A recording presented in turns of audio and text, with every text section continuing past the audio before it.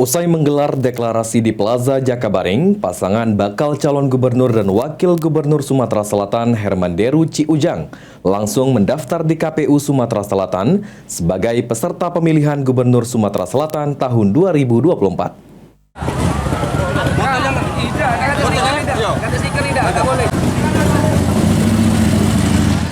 Usai menggelar deklarasi, pasangan Hermanderu Ciujang langsung menuju kantor Komisi Pemilihan Umum Provinsi Sumatera Selatan untuk mendaftar sebagai peserta di pemilihan Gubernur Sumatera Selatan 2024.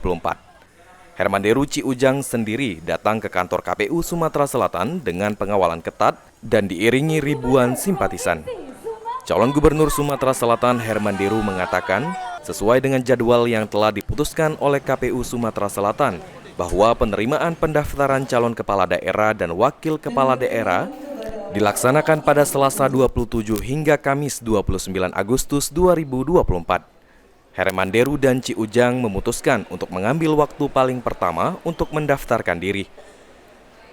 Semua berkas pendaftaran baik yang diajukan oleh partai pendukung dan pengusung Hermanderu Ciujang sudah diserahkan dan dinyatakan lengkap oleh KPU Sumatera Selatan.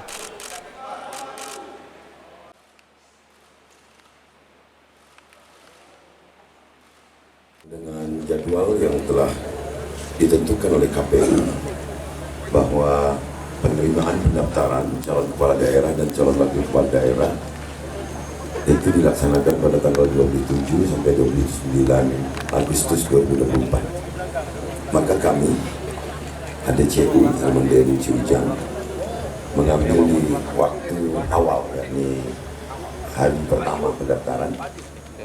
Dan ditambahkan Hermanderu, KPU akan melanjutkan tahapan verifikasi kepada masing-masing. Hermanderu Ciujang maju mencalonkan diri sebagai calon kepala daerah dan wakil kepala daerah di Sumatera Selatan ini diusung oleh sejumlah partai politik, seperti Partai Nasdem, Demokrat, Perindo, dan didukung oleh PBB dan Partai Solidaritas Indonesia. Ilham Wahyudi, PAL TV.